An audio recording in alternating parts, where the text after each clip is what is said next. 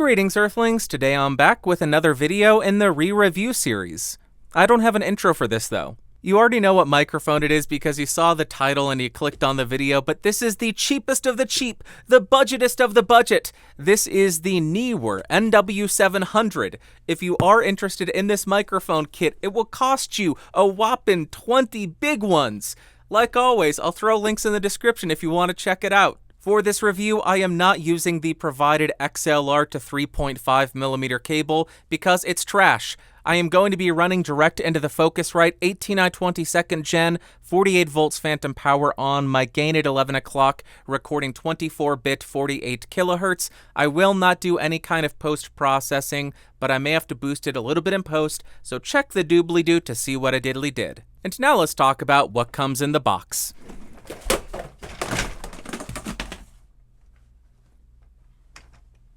This is just embarrassing. I'm ashamed of myself.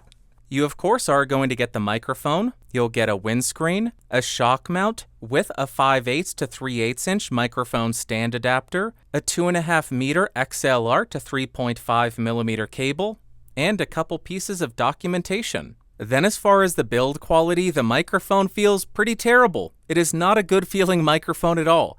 It does have a metal body, but it has to be some of the cheapest and worst feeling metal I've come across on any gear that I've reviewed. It does have a metal grill that doesn't have any give to it though, which I guess is a bonus. As we move around the microphone, there are no buttons, no switches, nothing. This is a very basic microphone. On the bottom, you'll find the XLR port. And if it at all matters to you, this microphone is made in China. Next, I want to see if there have been any changes to the microphone from the original 2015 version I reviewed and the current 2021 version. If we look at the body, it is the exact same shape. The grill is very similar with a few minor differences. The new version is slightly lighter than the old version, and I did make sure to remove the metal casing because that might have contributed to the difference in weight. Turns out the internals or the grill are making up for that difference in weight. And if you understand what PCBs do, here is a close-up of the front and the rear of both microphones, the top one being the new NW-700 and the bottom one being the old. They are pretty similar with a few minor differences, but I have no idea what those differences do. Then as far as the specs, this microphone has a cardioid polar pattern, a frequency response of 20 Hz to 16 kHz, although if I were you, I would take this frequency response graph with a grain of salt. Go ahead and look at the bass and see if there's anything funky that you notice. First thing I notice, this microphone does not have a high-pass filter, yet the frequency response graph they provide has a high-pass filter. What's that about? I don't trust this frequency response graph as far as I can throw it, and I can't throw it very far. The sensitivity is negative 38 dB, the self-noise is 16 dBA, ha, I doubt it. The impedance is 150 ohms, and the max SPL is listed at 132 dB. Now I am spinning around the NW-700 to 90 degrees so you can hear the off-axis rejection and coloration. We'll continue around the microphone to 180 degrees. Here's what the rear sounds like.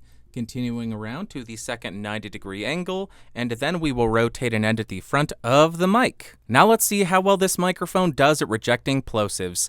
Please bring pizza pronto. Please bring pizza pronto. Please bring pizza pronto. And with the provided foam windscreen, please bring pizza pronto, please bring pizza pronto, please bring pizza pronto. Now I'm right on top of the microphone to demonstrate the proximity effect on this thing. About 3 inches off of the mic with it pointed at the corner of my mouth, and here is how it sounds. About 1 foot away from the microphone, 2 feet away from the microphone, and about 4 feet away from the microphone. Now I'm typing on a keyboard with Gatoron blue switches to see how much of my voice versus how much of the keyboard it picks up. And for you elite gaming folk, now I am typing on the sad W keys. Here is how the microphone sounds in a somewhat well-treated room. And here is how the microphone sounds in a completely untreated room.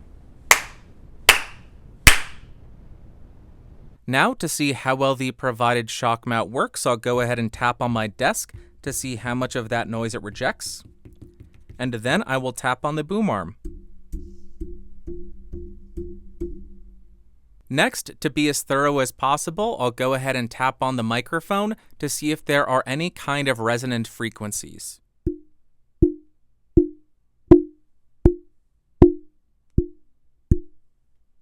And the resonance is so bad on this microphone that you even pick up that noise when I touch the XLR cable. Just listen to this. And that's just barely tapping on the cable. And now let's go ahead and see how the provided foam windscreen affects the tone of the recording. So right now I'm about 4 to 5 inches away from the microphone without the foam windscreen installed, and here is how it's sounding. And now I have put on the provided foam windscreen. I'm at the same distance, same gain setting, same everything. And here is how my voice sounds. Do you hear a decrease in the top end, which is typically what you would hear on a less than stellar foam windscreen? And now we're going to do a very quick spoken word comparison between the NW-700 and a couple of other microphones that are on the market, so we can get a bit more context for how this microphone performs against the competition. Like always, we'll start on the mic that we're reviewing. This is the NW-700. I'm 6 inches off. My gain is at 11 o'clock, and here is how the audio sounds. And here we are on the original NW-700 I bought back in 2015, just so you can hear if there's any difference in the tone between the new version and the old version. I don't know if there's any difference, but I will know once I listen back. What do you think? Is there a difference, or is it the same? Next microphone. Back on the new NW-700, and here is how it's sounding. Nothing has changed. Let's jump to the next microphone so you can hear how it compares to that. Next, we're on the Mackie EM91C. This costs between $50 to $60, and although this is similar in shape to the Neewer, it has a very different material used. You can tell it does not have that same resonance, so it is quite a big improvement for double the price. But there you go, same distance, same gain setting. Check the lower third to see how much I boosted it, and let's jump to the next microphone. And here we are back on the NW-700 again. Nothing has changed, same distance, same gain setting, $20, $25 microphone. Let's jump to the next mic and do another comparison. Now I am on the Tascam TM80, another affordable XLR condenser microphone. This costs around $50. I had to increase my gain to around 2 o'clock on the Focusrite. Check the lower third to see how much I boosted it, and there you go. Affordable condenser versus much more affordable condenser. Let's jump to the next one. Back again on the NW-700 so you can hear how this sounds. Nothing has changed. Let's jump to the next microphone. Now we're on the Neat Worker Bee. This costs around $90, and this is another cardioid condenser microphone. I have my gain set at 1 o'clock, 6 inches off of this thing. Check the lower third to see how much I boosted it, and there you go, $90 versus $20. Do you hear a $70 improvement over the sound? Let's jump back to the NW-700 and do some more comparisons. All right, on the NW-700 again, same distance, same gain setting. I am including this so you can hear my voice in between each of the mics we're comparing it against. Listen to it, understand how it sounds, and let's jump to the next mic. Now I am on the MXL V67G. This costs $100.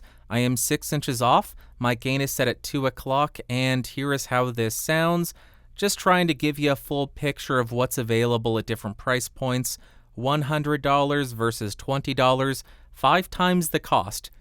Are you getting 5 times the sound? Let me know in the comments down below. Let's do some more comparisons now. Okay, back again on the NW-700. Here is how this sounds. Nothing has changed. It's the exact same. What a shocker. Let's jump to the next microphone so you can hear how it compares against that. Next, we are on one of the, if not the most popular condenser microphones. This is the AT2020, costs $100, cardioid only. I am 6 inches off, my gain is still at 2 o'clock, and here is how this sounds. $100 versus $20 or $25. Which one do you prefer? Let's jump to the next one and do more comparisons. Super duper. NW-700 again, this is the new NW-700, not the original. We're not reviewing the original, so it doesn't matter. It's the microphone we're reviewing. Here's how it sounds. Let's jump to the next one. And now we are on the AKG P120. I do not have the filter or the pad engaged. I am 6 inches off, gain still at 2 o'clock. This used to cost around $70 to $80. Now it is $105, and here's how it sounds. Check the lower third to see how much I boosted it, and let's jump back to the Neewer. NW-700 again, are you surprised? You should not be, but this is the 700. Same distance, same gain setting, 6 inches, 11 o'clock, no post-processing. Check the lower third, and let's jump to the next microphone. Now I am on the Presonus PX1. This is another cardioid-only condenser microphone, 6 inches off, gain still at 2 o'clock. And this runs around $130. Make sure to check the lower third to see how much I boosted it. And let's jump back to the Neewer or Neewer and do another comparison. I think we have one more microphone to compare it against. I think y'all know what it's going to be, but here is the NW-700. Listen to it, understand it, get a good feel for how it sounds, and let's jump to the last microphone. And lastly, we are on the Neumann U87 Ai, no pad, no filter, cardioid mode. This is a multi-pattern XLR condenser microphone. My gain is set at noon at 12 o'clock, 6 inches off, and here is how this sounds. Oh, this costs around $3,600. So not a fair comparison in the slightest, $20 versus $3,600. Not fair, but I'm including it anyway. Does not matter. There you go, those are the comparisons, and let me know which of these microphones you preferred the most in the comments down below. Which one was your favorite? Do you think the Neewer is the best bang for the buck? And let's jump to the music test.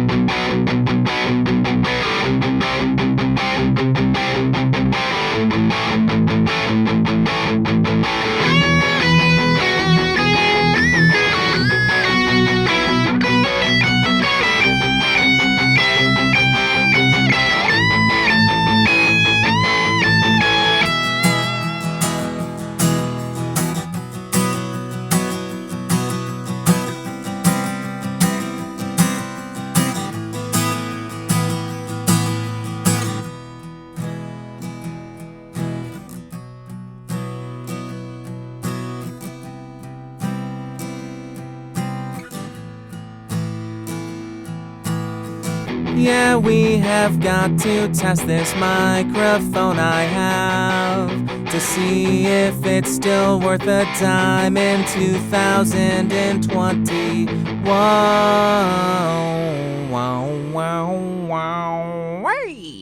Yeah, it's been about 5 or 6 years since I originally reviewed the NW-700, and my testing parameters have expanded quite drastically, so it's about time we put it through its paces again and see if 5 or 6 years later it's still worth the $20 that it costs. Okay, the rest of this video is going to come across as a little bit harsh, but I want to remind everybody, if you own the NW-700 and enjoy it and get use out of it, this is not a personal attack on you. Do not take this personally. This is just my opinion about this microphone. And first up, in terms of pros, the price of this. Typically, I try to leave pricing out of the pros and cons, but I think that is the main thing that's drawing people to the NW-700 and the main thing that makes it appealing. It's a $20 to $25 full microphone kit, excluding the interface, and that makes it really appealing. And secondly, it technically functions. And for that price, that's pretty impressive. But then as far as cons, the microphone is way too resonant, which is terrible for audio equipment. You don't want your audio equipment to resonate when you sing a specific note or your guitar hits a specific note. You do not want that. So they need to have some kind of new material that doesn't ring like an effing bell. Also, the background noise rejection is pretty unimpressive, picks up a lot of background noise, picks up a lot of reverb in an untreated room. And lastly, as far as the sound, I just think it sounds kind of bad. But keep in mind, all of these cons, it's a $20 microphone, so take it with a grain of salt. Then as far as my overall thoughts and opinions on this microphone, on the electric guitar, it was not great. In the low mids, you get a bit of boxiness, a little bit of muddiness, really doesn't work too well down there. Then you get, in general, a much more mid-forward sound. That's not inherently a bad thing. You can get really great sounds with a mid-forward mic on an electric guitar. This is not one of those cases. I find the mids to be very unappealing and a bit unnatural sounding, and then the top end, you just have this graininess to it that makes it sound unnatural as well. So on the electric guitar, it's definitely not something I would reach for. Then on the acoustic guitar, not only is that my least favorite use for this, I truly disliked it. I really hated how this sounded on the acoustic. The low end was empty, it was hollow sounding, it had no body. It had no body or depth to it. The top end was missing, it was very dead sounding there. And then you have an unnatural midsection. When I was listening to the playback, it sounded like a telephone call from the 80s or 90s if it was a really good telephone. Very unappealing sound on the acoustic. Next up for singing, again, I wasn't a fan of it there. The first thing that stuck out to me was the top end. It's very grainy and unnatural and a bit harsh sounding. It sounds as though you're singing through a $20 microphone. Then when you get to the midsection, you get a very claustrophobic and closed off and nasal sound to it.